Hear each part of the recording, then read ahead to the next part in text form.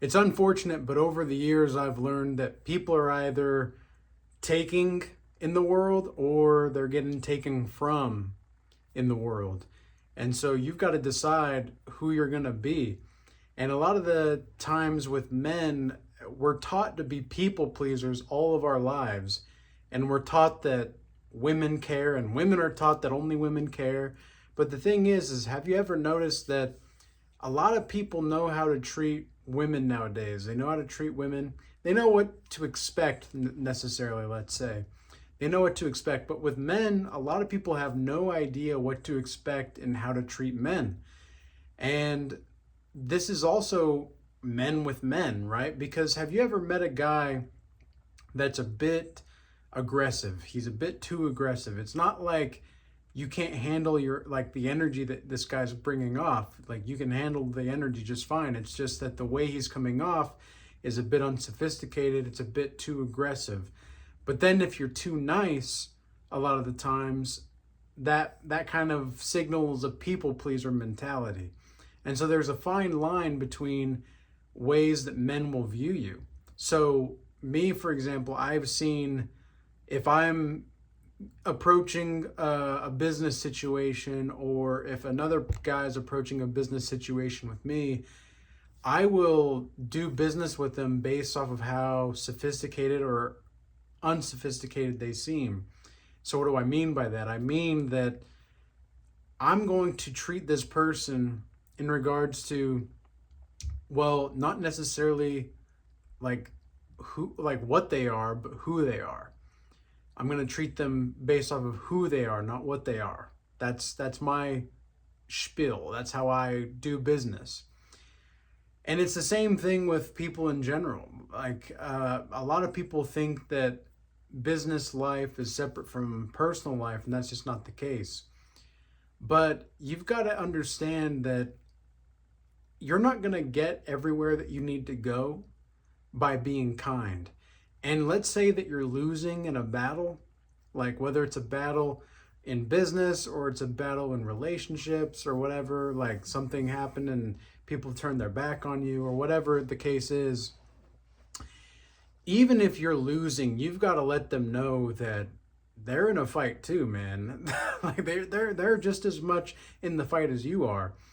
And when I was doing martial arts, when I was in boxing, when I was doing Northern Shaolin Kung Fu years ago, one of the biggest things that I learned was that to even when I'm under pressure and I'm not being able to land the punches that I really want to be able to, I'm still gonna have to fight. I'm still gonna put up a fight because I refuse to go down without showing the other person that yeah, you may be the bigger bully in this case, because there were some bullies in there. Not everybody that did martial arts was this super Zen-like meditation-based person, okay? Some of the people in there that I saw were really in there to learn how to bully people. And my Shifu, my Kung Fu instructor, he would actually, if he noticed that within the first like month or two that they were just having a specific personality to just learn how to fight, to just fight, he wouldn't even teach them anymore. He would just let them go. And I was always curious about that. Like, why? Why would he do that? Because wouldn't he, because it wasn't like he was the most successful martial arts instructor in the valley at the time where I was living, but he definitely lived a life that was in accordance to like a higher law, right? And he was raised in the Shaolin Temple in China, and he came over here when he was into America. Here's where I am in America. And he came over here when he was 18. And at the time, he was like 29 years old or something like that. And so he's probably 38 to 40 now. But when this kind of stuff was happening, and so when we were going through these kinds of things and I was seeing this, I was always wondering why, because he wasn't the most successful, but he always had the best reputation. He was always somebody that you knew he was the real deal because just of the way he taught. The way that he taught was very traditional, and it was very it wasn't neutral necessarily, but there was some kind of semblance of neutrality with everything he did. He treated everybody the same and yet so much different. And the reason being is because he was able to identify a person's strengths and weaknesses in how they fought through, well, of their personality through how they fought. So he would always say that life problems are same as martial arts problems, and martial arts problems are life problems.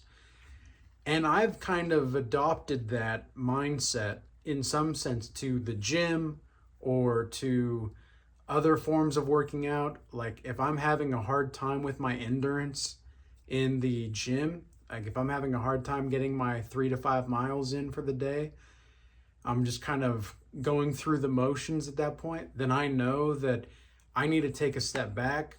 I need to let myself recharge a little bit.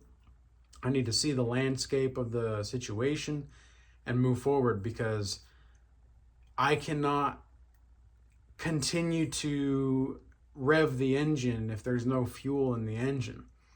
And so even in a race, right? I don't know if anybody's seen NASCAR or anything like that. I never used to watch it, but I have been to one. I did go to a NASCAR race when I was like 17 or so. And that was a pretty interesting thing, but I would never want to do it again. It was just too hectic.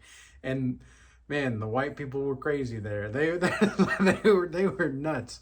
They were really nuts. They were really, really bizarre people.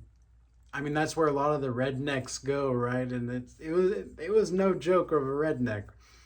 And fine people, but stay in your lane, literally. So anyway, that's a bit beside the point. The point is when I went to this race, even when people were winning, they still had to refuel, they had to change tires, they had to do certain things. So it's going to be the same kind of thing with life. You can't really continue the race if you don't have fuel. So you've got to take a step back, let it recharge, and go forward. But if you're in the middle of the fight, let's say in the race, there's only a few laps left. There's 3 laps left, and you might have enough gas for 2 laps, but not 3 laps, but you're not quite sure. But if you, and you're ahead, right? But if you try to get gas right now, you're going to lose your number 1 spot, and you might actually lose the race. Well, if you're going to lose the gas, like if you're going to lose the time getting gas, then, and you're not quite sure if you're going to be able to finish the race or not. Now, I don't know about you guys, but me, myself, I would just go for it because I'm already winning. I don't know if I'm going to make it, but I know for a fact that if I get gas, I'm not going to win anyway. So it's like, I might as well just go for it. I might as well just continue the fight. And in some ways, that's kind of like life. You've got to ensure that you've set yourself up for success for the long term. And here's the thing, right? One thing that I've had to remember about myself is I've lost it all before. Like I've lost it all before. If I lose it again, I'll be able to bounce back and make it all back. Now, what do I mean by that? I mean, not only just my soul, not only just my spirit, but everything around me as far as like materials. That's one of the reasons why I don't necessarily live a minimalist lifestyle, you could say, but I don't have a lot. Like obviously you guys can see, like I've got a guitar, and I've got paintings that I've got, and I've got a desk and books and a bed and a dresser or so and clothes and a vehicle. So like all together, I guess canned like food and like I do have some canned food and water and like survival stuff. But apart from that, I really don't have a lot. And what I've found is that it's not only easier to accumulate when you live in a minimalist way, at least a semi-minimalist or a quasi-minimalist, but it's also easier to attain. It's also easier to attain because you have less weight on you, right? You have less weight. And so it's kind of like if you're doing pull-ups at the gym and you have like a weighted 25 pounder or a 45 pounder on you, you're not going to be able to do as many reps as much as if you do with no weight, obviously. But the thing is you train with the weight so that you can do more reps when you're not, if that's going to be the situation that you're going to be in down the line. So you've got to make sure that you're stressing the body in some sense. You're putting stress not as far as increasing your cortisol levels, but you're stressing the body in the way where you are actively working with the body to build something with it, so that when things do get hard, it's not quite as difficult as it would have been if you didn't train that kind of way. And so whenever I'm going through life and I'm experiencing these kinds of things, I have to remind myself, like even when I'm exhausted, even when I'm tired, that it's okay because I've trained for this and I've been here before. And that's exactly what you need to tell yourself is this is what you've been training for. This is what you live for. And you've got to go out and take what's yours. You've got to reclaim that. A lot of the times we have been so bombarded with society. Everywhere you look, people are trying to take our attention. People are trying to take our resources. People are trying to take our time. I mean, it's damn near criminal what so many people try to do nowadays to just try to take your energy and your time. And so what I protect most of all is my time. My time is my most valuable asset. And so I am ruthless when it comes to my time now. I will literally, if I don't see anywhere that we can go and we can build together, I don't talk to you in the community. Out in the physical community, I just don't talk to you. I'll be kind, I'll be cordial, but I'm not going to go out of my way to try to do anything. And in some senses, I've just learned that people need to fear you more than they need to like you. And I don't necessarily like saying that because it was just so counterintuitive growing up for all the people pleasing that I did. I was such a people pleaser growing up because that was the way I was brought up. And I wasn't always that way. I was a very assertive, strong-headed individual and not necessarily a hothead, but when I felt like I was right, I did not back down in one way, shape, or form or another, and I got punished for that. I got beat for that, in fact. And so over time, I started to correlate, okay, well, me standing up for myself equals pain. That's not the way that it actually is, okay? For all you people pleasers out there, that's not the way that it actually is, okay? Stepping up for yourself, standing up for yourself, having a backbone, being able to believe in what you're saying and doing because you know that you have the truth on your side, that's invaluable, okay? That's not something that you need to be fearing, okay? You've got to become the thing that they fear, which is not being able to be controlled. That's what you need to do. So with that being said, I hope this message was useful and insightful.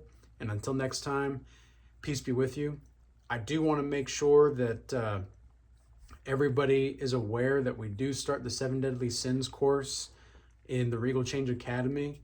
It's going to be a 7-week program. We start this tomorrow. So if you want to sign up, like literally now's the time. And so we're going to go through one sin each week. And there's going to be tasks. And we're going to be reading Dante's Inferno along the way. And if you want to sign up for that, just look in the Regal Change Academy description, link in the description box below. And then if you want to join the free Discord for the Regal Change Academy, that's also in the link in the description box below. And I want to give a shout out to everybody that's been moving from the YouTube platform over to my X and my Rumble accounts recently. I appreciate the support. And now with that said, peace be with you. Till next time.